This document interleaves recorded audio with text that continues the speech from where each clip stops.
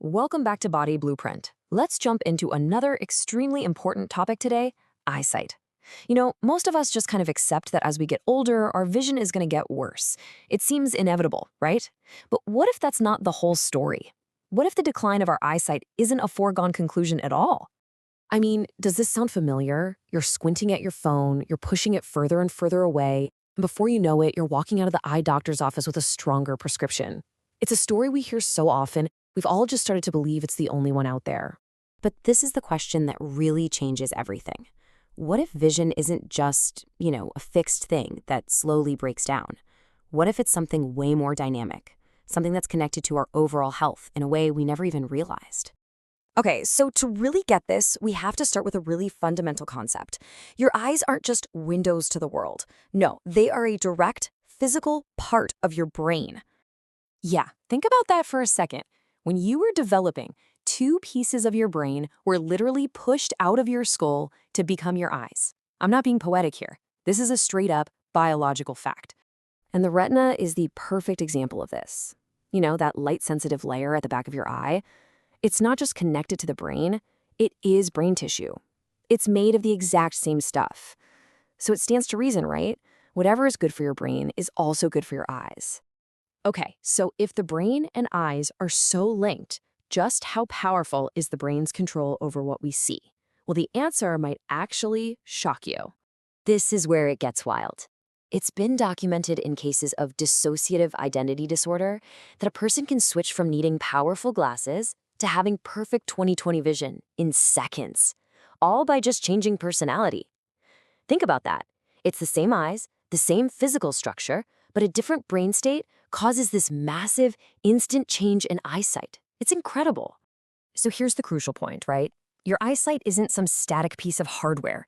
It's an active, flexible process that's tied into your brain, your stress levels, your circulation, your entire nervous system. And honestly, that's incredibly empowering news.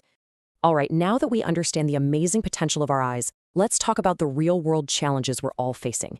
Because there's a vision crisis happening. And it's literally right in front of our faces. By the year 2050, this is the percentage of the entire world's population that is projected to be nearsighted. Just let that sink in for a minute. Half of the world. And look, this isn't some far-off problem. We're already sitting at about 30% globally. In the US, it's over 40% for kids. The trend is just accelerating, and it points directly to how much our lifestyles have changed.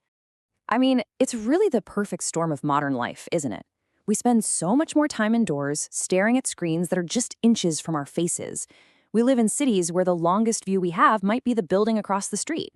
Our eyes are basically adapting to this near world we've built, and it's not in a good way. Okay, so that was the bad news. But here's the good news. Because vision is a dynamic process, we can actually do things to support it. So let's build a blueprint for better eye health, starting with some really simple habits. This one is your first line of defense against digital eye strain, and it's so simple. Think of it like a reset button for your eyes.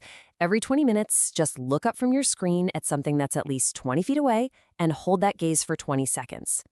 That's it. It gives those little focusing muscles in your eyes a much-needed break.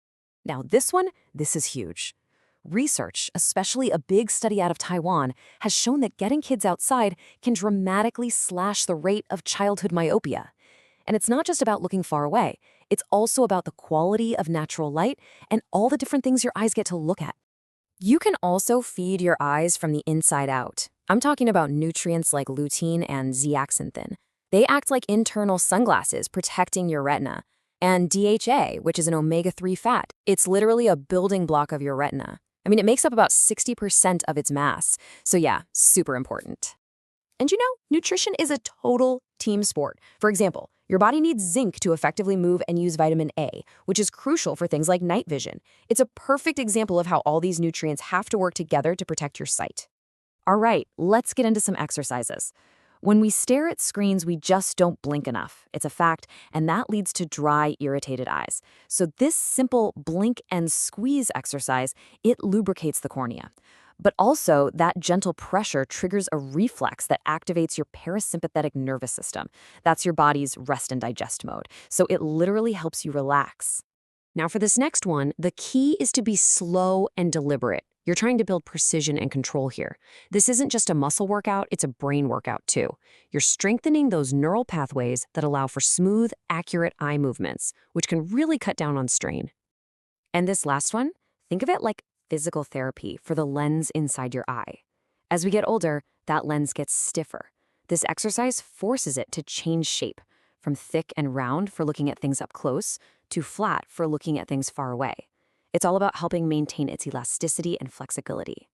So we've got lifestyle habits, we've got nutrition, and we've got exercises. But science is also pushing the boundaries of what's possible for proactive eye care. The future, you could say, really does look bright. So your retina has one of the highest concentrations of mitochondria, the energy factories of your cells, in your entire body. And some really early emerging research is showing that specific wavelengths of red light might actually help recharge them. I mean, imagine boosting the power supply to your visual system. It's still early days, for sure, but it points to a future where we can actively rejuvenate the very cells responsible for sight. And really, that is the most important thing to take away from all of this. We have to stop thinking of our eyesight as something that just happens to us. We need to start seeing it as a reflection of us, of our habits, our nutrition, our overall health. The point is, you have way more agency here than you think. So, the final question isn't about what your next prescription is going to be. It's about what you're going to do starting today to take ownership of your eye health. How will you choose to see your future?